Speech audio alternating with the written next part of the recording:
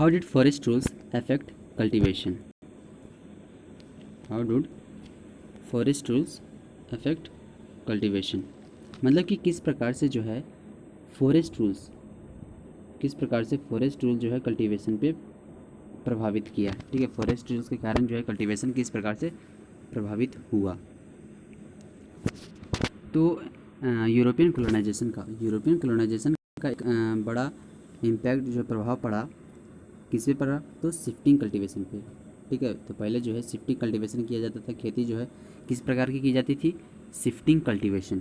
ठीक है, shifting cultivation, shifting agriculture, या फिर इससे क्या कहा जाता है, स्वीडन एग्रीकल्चर।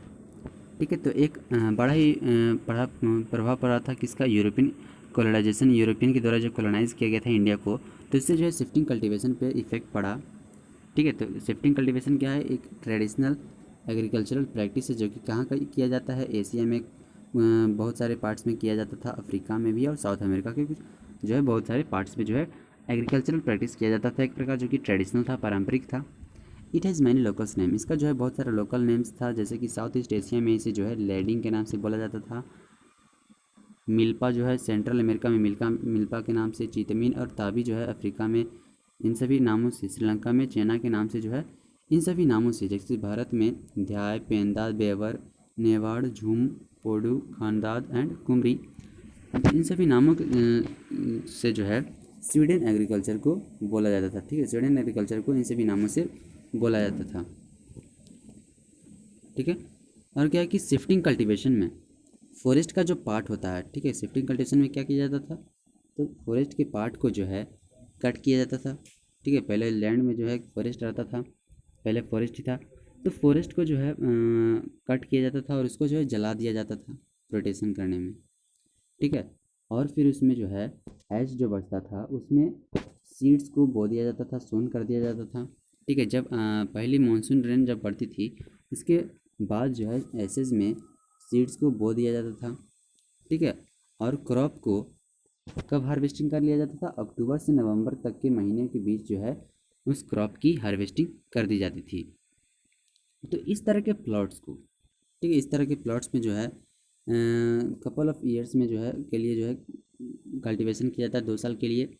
ठीक है, इस तरह के प्लॉट्स में जो है 2 साल के लिए खेती किया जाता है और फिर बाद में जो है उसे 12 से 18 साल तक के लिए उस प्लॉट को ऐसे ही छोड़ दिया जाता है, ताकि फॉरेस्ट के लिए, ताकि फिर से फॉरेस्ट इसमें ग्रो करे और क्या करे, और फिर से जो है उसमें मिक्सचर ऑफ क्रॉप भी जो है उस पर ग्रो हो सके, मतलब कि फिर से जो है इसका यूज हम कर सके बाद में। ठीक है, तो इस तरह के प्लॉट में जो है बहुत सारे क्रॉप्स जो है उगाए जाते थे। तो जैसे कि सेंट्रल इंडिया में और अफ्रीका में मिलेट्स उगाए जाते थे, ब्राज़ील में मैनियो को उगाया जाता था, और अदर पार्ट्स में जैसे कि लैटिन अमेरिका में हो गया मेज और बीन्स। ठीक है, तो इन सभी तरह के क्रॉप्स जो है इन सभी शिफ्टिंग कल्टीवेशन वाले प्लॉट्स पे जो है उगाए जाते थे। ठीक है, तो यूरोपियन फॉरेस्टर्स, ठीक है, यूरोपियन फॉरेस्टर्स जो थे वो उन्होंने बताया, उन्होंने रिगार्ड किया कि ये सभी जो प्रैक्टिस किया जाता है शिफ्टिंग एग्रीकल्चर, ठीक है, शिफ्टिंग एग्रीकल्चर जो प्रैक्टिस किया जाता है कल्टीवेशन का, वो जो है फॉरेस्ट के लिए क्या है, हार्मफुल है। ठीक है, तो यूरोपियन फॉरेस्टर ने बताया कि जो भी शिफ्टिंग एग्रीकल्चर जैसे प्रैक्टिस किए जाते हैं वो फॉरेस्ट के लिए क्या है, हार्मफुल है। ठीक है, तो किस प्रकार से हार्मफुल है, तो उन्होंने बताया कि लैंड जिसका जो है यूज़ किया जाता है कल्टीवेशन करने के लिए, ठीक है, जिस लैंड का जो है कल्टीवेशन करने के लिए, खेती करने के लिए यूज़ किया जाता है, ठीक है, कुछ सालों के लिए। ठीक है, तो उस लैंड से, मतलब कि उस प्रकार से लैंड से जो है वैसे टिम्बर, रेलवे के लिए जो भी टिम्बर का यूज़ होता है, उस प्रकार के टिम्बर को प्रदान करने के लिए वैसे ट्रीज़ जो है उस तरह के लैंड में जो है नहीं ग्रो कर सकते हैं। ठीक है, और क्या बोला गया है कि जब एक फॉरेस्ट को जलाया जाता है, ठीक है, तो जब हम जैसे कि शिफ्टिंग एग्रीकल्चर में जो है फॉरेस्ट को जलाकर उसका एसेस में जो है सीड्स को सोन किया जाता है, तो जब फॉरेस्ट को जलाया जाता है तो उसका एक खतरा और रहता है क्या, कि उसका अगर फ्लेम्स जो है स्प्रेड कर जाए और जो भी वैल्यूएबल टिम्बर वाले जो ट्रीज़ हैं, ठीक है, वैल्यूएबल टिम्बर्स वाले जो ट्रीज़ हैं वो भी जलने का क्या रहता है।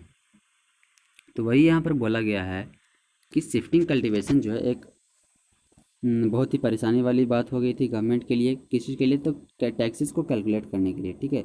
तो शिफ्टिंग एग्रीकल्चर के कारण जो है गवर्नमेंट टैक्सेस को भी जो है अच्छे से कैलकुलेट नहीं कर पाती थी।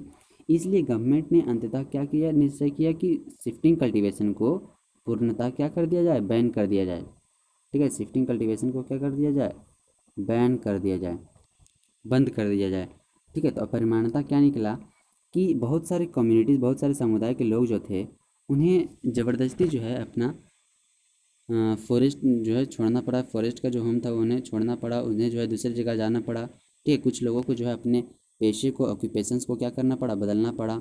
जबकि कुछ लोगों जो है मतलब कि कुछ लोग जो है इसके खिलाफ जो है ऐसे ही प्रोटेस्ट करने लगे थे, रिबेल्स करने लगे थे, छोटे छोटे रिबेलियंस मिलकर, ठीक है। तो अब आता है अगला टॉपिक क्या है, हु कुड हंट, कौन जो है शिकार कर सकता था।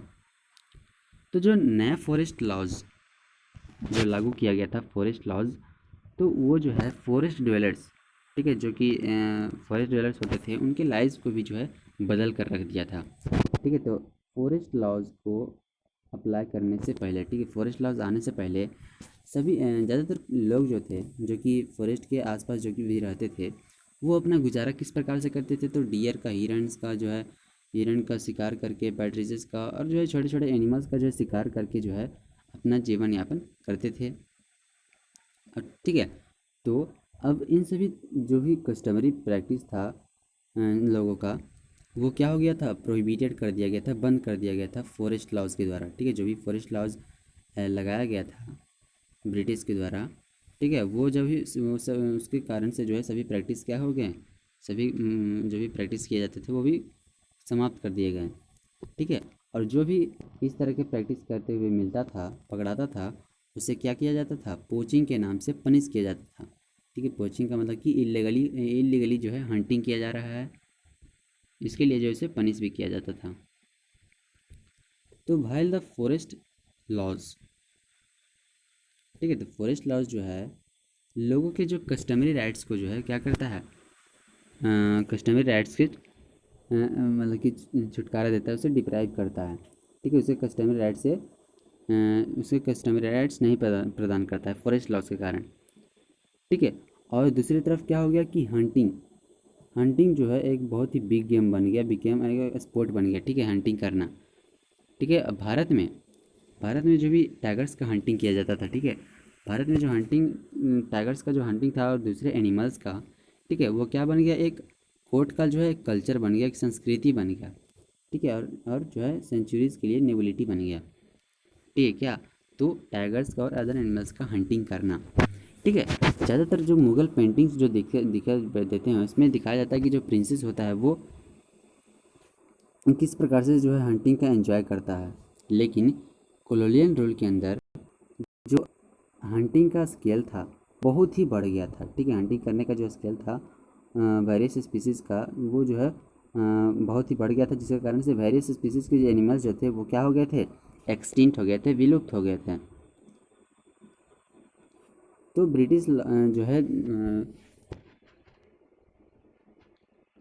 तो ब्रिटिश ने क्या देखा कि ज़्यादा मात्रा में एनिमल्स को देखा कि जो है विल्ड हैं, प्रिमिटिव हैं और सेवेज सोसाइटी के, ठीक है। तो ब्रिटिश ने क्या विश्वास किया कि उसे जो है डेंजरस एनिमल को किल करके, ठीक है, ब्रिटिश ने सोचा कि अगर हम डेंजरस एनिमल्स को किल कर दें, तो ब्रिटिश ने सोचा कि क्या वो जो है इंडिया को क्या कर सकते हैं, सिविलाइज कर सकते हैं, ठीक है। तो ब्रिटिश ने सोचा कि अगर वो विल्ड एनिमल्स को, डेंजरस एनिमल्स को मार देते हैं, तो वो इंडिया को क्या कर देंगे, सिविलाइज कर देंगे, मतलब कि इसको सभ्य बना देंगे, ठीक है। और उसके लिए जो है उसने, ब्रिटिश ने क्या किया कि टाइगर को मारने पर जो है रिवार्ड दिया जाने लगा, मतलब कि जो भी टाइगर को मारेगा उसे क्या किया दिया जाने लगा, रिवार्ड्स दिया जाने लगा, पुरस्कार दिया जाने लगा, ठीक है। टाइगर्स को जो मारेगा, वुल्फ्स को जो मारेगा, और अदर और दूसरे जो भी लार्ज एनिमल्स होंगे उनको मारने पर जो है उन्हें रिवार्ड देने की घोषणा किया गया था, ठीक है। तो इसके कारण से जो है रिवार्ड्स मिलने के कारण से, रिवार्ड के लालच में जो है 80,000 टाइगर्स की थी हंट किया गया, 80,000 टाइगर्स का जो है लोगों के द्वारा हंटिंग कर दिया गया। 1,50,000 लेपर्ड्स का जो है हंटिंग कर दिया गया। 2 लाख वॉल्व्स का जो है हंटिंग मार दिया गया। कब? 1875 से 1925 ईस्वी तक के बीच का जो है इतने सारी हंटिंग किए गए थे लोगों के द्वारा। ठीक है, तो धीरे धीरे टाइगर जो था, ठीक है, टाइगर का जो भी संख्या था, मतलब कि टाइगर जो था, टाइगर एक तरह से क्या हो गया, स्पोर्टिंग ट्रॉफी के रूप में जो है देखा जाने लगा। ठीक है, एक प्रकार से गेम के रूप में जो है देखा जाने लगा। तो महाराजा सरगुजा का जो महाराजा था, ठीक है, उसने अकेले कितने टाइगर्स को मारा था? 1,157 टाइगर्स को, ठीक है, और 2,000 लेपर्ड्स को। कब तक? 1957। ठीक है, और एक ब्रिटिश एडमिनिस्ट्रेटर है। कौन? ब्रिटिश एडमिनिस्ट्रेटर प्रशासक है, जिसका नाम क्या है? George Yule. ठीक है, जिसने कितना टाइगर्स मारे? 400 टाइगर्स। ठीक है, तो इस प्रकार से हम देख सकते हैं कि कितने टाइगर्स को जो है लोगों के द्वारा पहले मारा जा रहा था। जिस प्रकार से आज हम जो है टाइगर्स की संख्या में कितना जो है कमी देख रहे हैं, और कितने जानवर ऐसे एनिमल्स हैं जो कि क्या हो चुके हैं, जो कि आज एक्सटिंक्ट हो चुके हैं। तो इनिशियली, ठीक है, तो पहले जो है कुछ एरिया जो है, ठीक है, इनिशियली शुरू में जो है क्या किया गया, सर्टेन एरियाज़ को, किसी निश्चित एरिया को, क्षेत्र को जो है हंटिंग करने के लिए रिजर्व कर दिया गया कि वैसे ही एरियाज़ पे जो है सिर्फ क्या किया जाएगा, हंटिंग ही किया जाएगा। ठीक है, और फिर सिर्फ कुछ समय बाद जो है इन्वायरमेंटलिस्ट और जो कि भी कंजर्वेटर्स थे, उन्होंने बताया, बहस करने लगे, वो उन्होंने बहस करना शुरू किया, बताने शुरू किया कि ये जब इन सभी स्पीसीज़ का जो है प्रोटेक्ट करना ज़रूरी है। ठीक है, इन सभी स्पीसीज़ का, जो भी टाइगर्स है, जो भी बिग एनिमल्स है, इन सभी के स्पीसीज़ को जो है प्रोटेक्ट करना बहुत ही ज़रूरी है, ना ही इसको जो है किल करना नहीं चाहिए। ठीक है, अब आता है new trades, new employments and new services. ठीक है, तो